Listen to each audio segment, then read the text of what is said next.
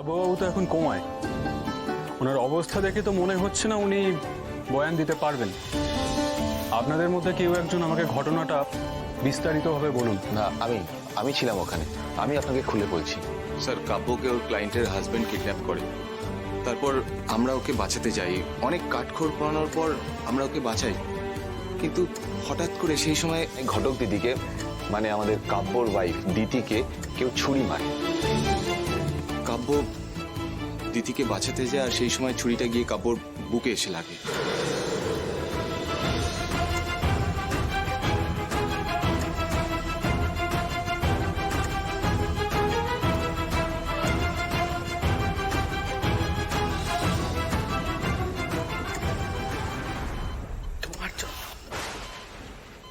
তোমার জন্য আজকে ছেলের এই অবস্থা। তোমাকে আমি বারবার বারণ করেছিলাম সত্য তুমি আমার কথা শোনো। তোমার জন্য আমার ছেলেটার এই দুর্দশা।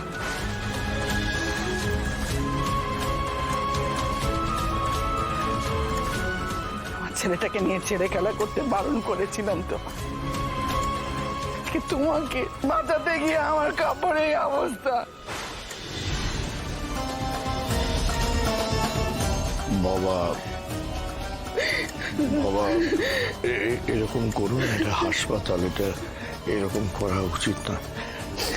আমি আমি তোমার মনের অবস্থাটা বুঝতে পারছি বাবা, কিন্তু ঘটক দিদির মনের অবস্থাটা একবার ভাবো। কান্নাকাটি করো না, শান্ত হও, শান্ত হও।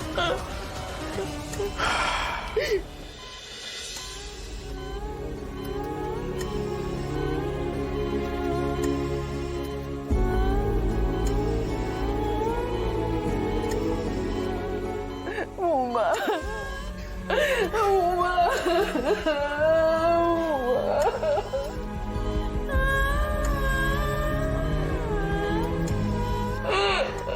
আচ্ছা, আপনারা কি কাউকে সন্দেহ করছেন? হ্যাঁ স্যার, মানে আমি পুরোপুরি শিওর না, তবু সন্দেহ করছি। এই জাস্ট কয়েকদিন আগে আমাদের একটা ফ্যামিলি গেট টুগেদার, একটা পিকনিকের মতো হয়েছিল। সেখানে উনার ওপর, মানে আমাদের ঘটক দিদির ওপর একটা হামলা হয়েছিল। আর এখন আমাদের বাড়ির ছেলে বুম্বার ওপর, মানে আমি শিওর নই, কিন্তু আমার মনে হচ্ছে, তাই বলছি যে বারবার যে ঘটনাগুলো হচ্ছে এগুলো দুর্ঘটনা, এর পেছনে হয়তো কোনো একজনেরই হাত আছে। আমার বলতে লজ্জা হচ্ছে, কিন্তু তাও আমি আপনাকে বলছি।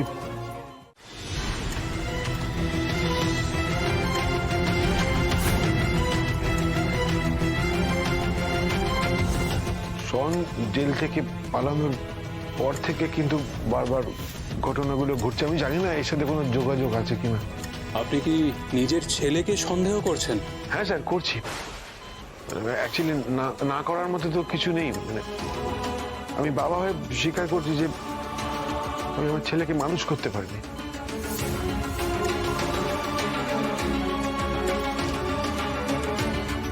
আপনি নিজের ছেলের ওপর দোষ দিচ্ছেন। আপনি জানেন এতে ওর কত বড় ক্ষতি হতে পারে?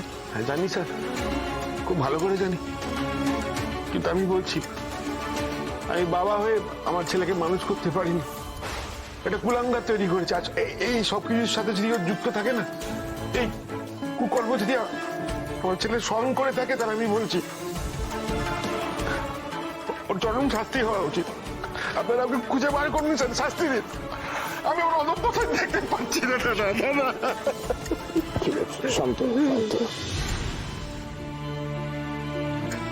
আমি ওর মনকে শক্ত করেই বলছিলাম। অফিসার, আমার ছেলে শন যদি এই ঘটনা ঘটিয়ে থাকে, আমি আপনাকে বলছি, আপনারা প্রমাণ করুন। আমি বাবা হয়ে আমার ছেলেকে গুলি করে চলে যাবো।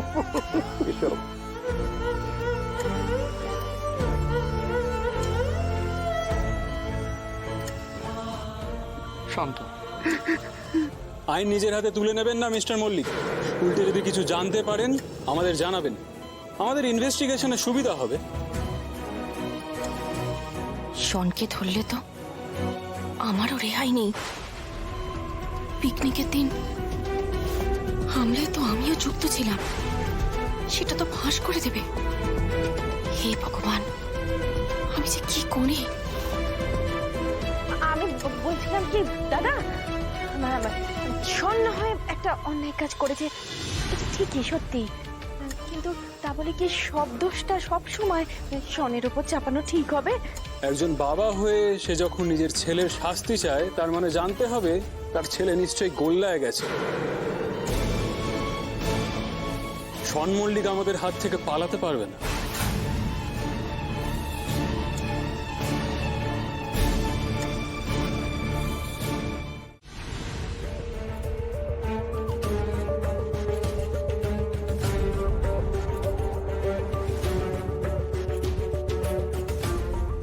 পিসি এরকম ফোন করতে করতে বেরিয়ে গেল কেন?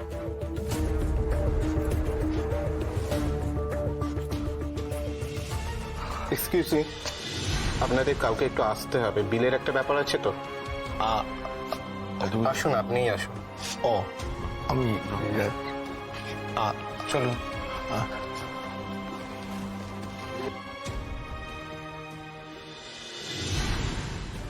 পিসি ফোনটা আসায় ওইভাবে বেরিয়ে গেলেন কেন? কেমন যেন মনে হলো কিছু একটা লুকোতে চাইছেন।